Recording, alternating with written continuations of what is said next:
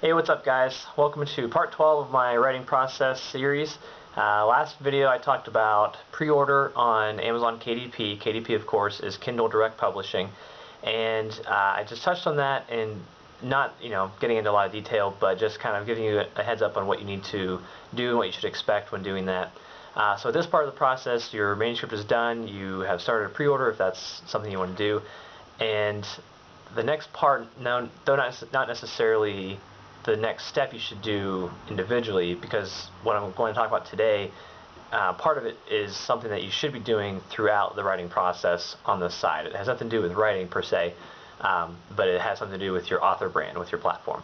And part of that is promotion. I'm not going to name specific groups or companies or people that you should use for your promotion services, because again it comes back to the fact that every writer is different. So you need to figure out what kind of marketing you want done for your book, where you think you should look for your demographic, where are your readers, what age group are they, where are they located.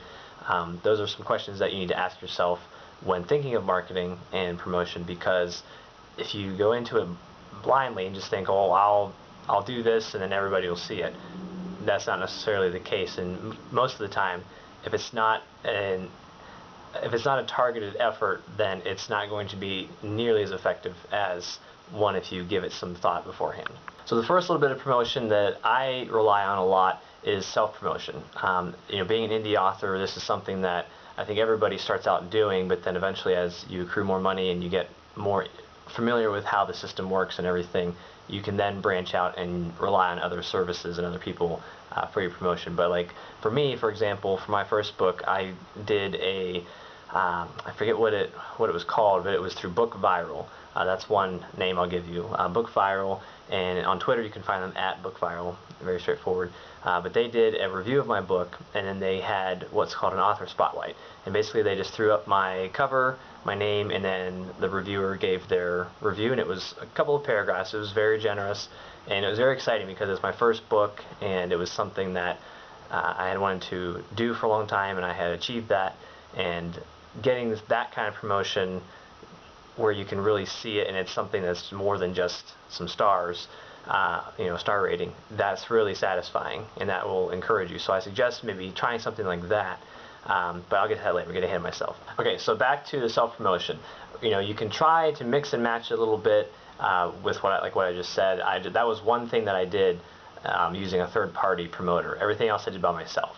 So to start out, what I did was I got my social media platforms down first. So again, this comes back to what I said earlier about this is something that you should have developed or at least established when you start writing, or even before, and then as you go along you need to nurture it, so to speak. I've heard people use that term before, because your social media accounts are, in technology terms, they're living things.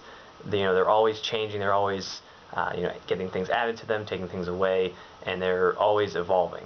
So you need to, you can't not log into your Twitter or your Facebook for weeks on end. If you're trying to connect with readers, that's just something that can't be done. You have to engage your following, and that is an easy way to do it.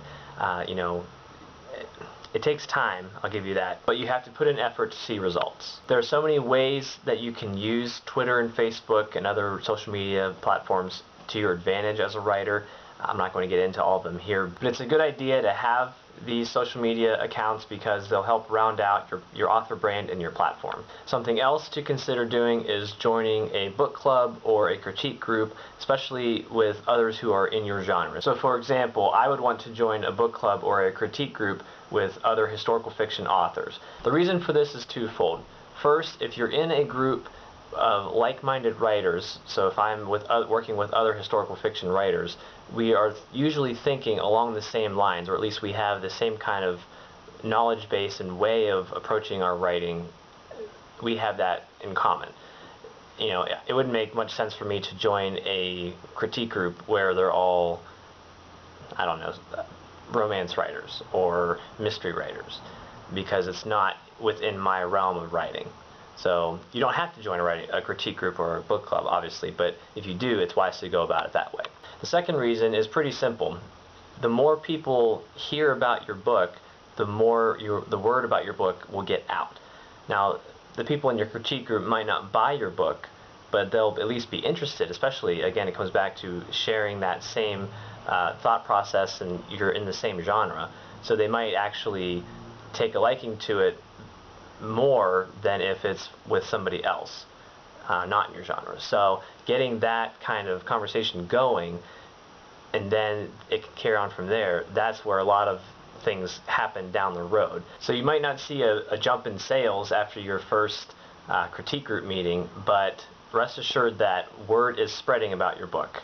It's a lot of stuff happens where you don't see it, and part of being a writer is you just have to kind of trust the word to spread. Part of the promotion that I do for myself comes down to the posts that I make on my Twitter. Now, I've linked my Facebook and my Twitter, so whatever I post on Twitter is automatically posted on my Facebook.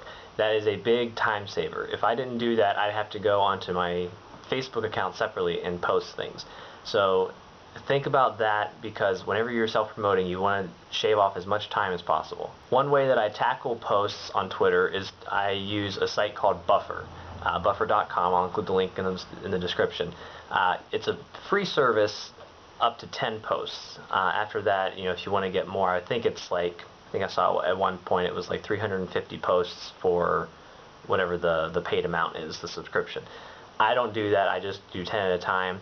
For me, I found that 10 works better, because if I queued up, and that's how it works, you can set a time schedule for when the posts go, and you can link it to your Twitter, your Facebook, whatever, and then whenever the time rolls around and whatever post is queued up next, that's the one that goes out at that time.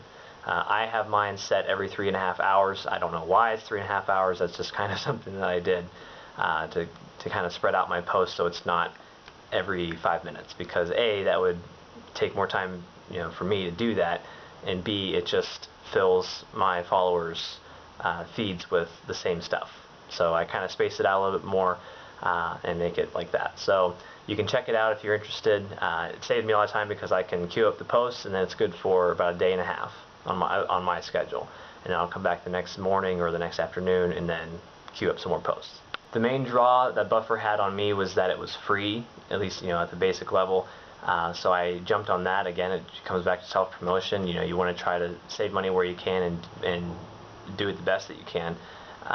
But something that I found was that I found myself promoting my own work quite a bit. So what I've done is I've kind of written out a schedule on a post-it note, and I have like my own work, and then my mailing list, and then YouTube, and then someone else's work, and then blog posts, and then a writing tip, and then it's just something like that. So where it's not random, but I consciously schedule in there trying to promote other people, because a lot of people can easily get turned off to you if you just, hey, buy my book, here's my book, here's a link to my book, buy it.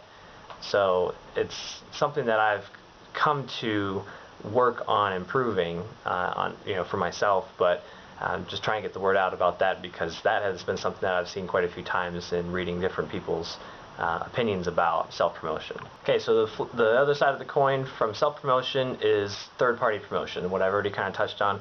Like I said, my first book, I used BookViral, and they did a review and an author spotlight, and that was, I don't know how much money it was, doesn't matter.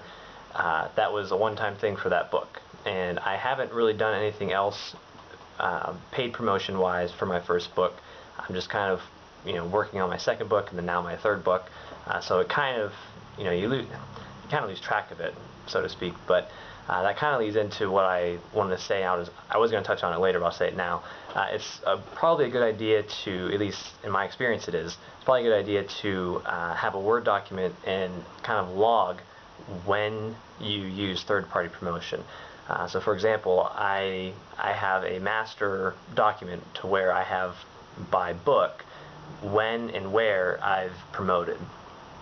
So whether it's a Kindle Countdown deal through Amazon, or free promotion through Amazon, or if it's like the author spotlight through BookViral, or if it's something else like that that's not something that I'm doing, I write that down, the date that I have it, and then where I got it from. And then I also jot down the price too, just so I can kind of gauge it for the future. because that helps you keep track of when you've promoted, who you've used, whose services you've used to promote your book.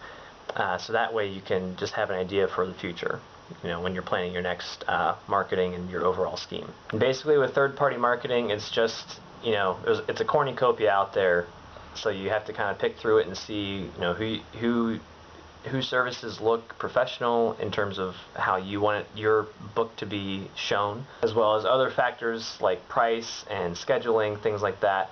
A lot of companies and people do tweet blasts, and it's basically they send out tweets. It's a template tweet, or it's like a predetermined tweet. They might have a link to your book or to your website or whatever. But that's, there are so many different things and so many different methods of those things that it's a matter of trial and error. You just have to kind of hunt through it and see what you like and then go from there. So that's basically my spiel on promotion. Again, these videos aren't supposed to be exhaustive or definitive for that matter. Everybody's different, but that's my take on it. That's with my experience with promotion. So again, it just comes down to what you want for yourself and for your books, and then that'll determine what kind of promotion you use. Yeah. Little tip for today, I always say this, but you should always be writing. You should try, at this point in the stage, if you're working on one book at a time like I am, at this point in the stage I would have my manuscript ready to go and it's done, but I'm already working on something else. Even though I haven't released my book yet, I'm still working on something else. So it just keeps you in a flow of writing, and even 15 minutes a day, that's what I try to do. I just set a timer and I just write for 15 minutes. Some days it's 10 words, I'm just staring at a screen. Some days I ignore the timer and write for a couple of hours. It just depends. But if you can at least write for a little bit each day, that will really help you down the road. That's about it for today. Next week I will post 2 videos. One video will be on uploading to CreateSpace. CreateSpace is the print affiliate of Amazon. And then the other video will be more on Amazon KDP. I touched on the pre-order part of that, but there's more to it than that, and I kind of alluded to that in the video last week. So I'll get both of those videos hopefully done and up next week, and then we'll take a break from writing process. Well, we'll be done with writing process, but we'll take a break from videos at that point. So thanks for watching. Hit that thumbs up button if you liked the video, and subscribe if you're not a subscriber yet. And that's about it. Have a great day, guys. Thanks.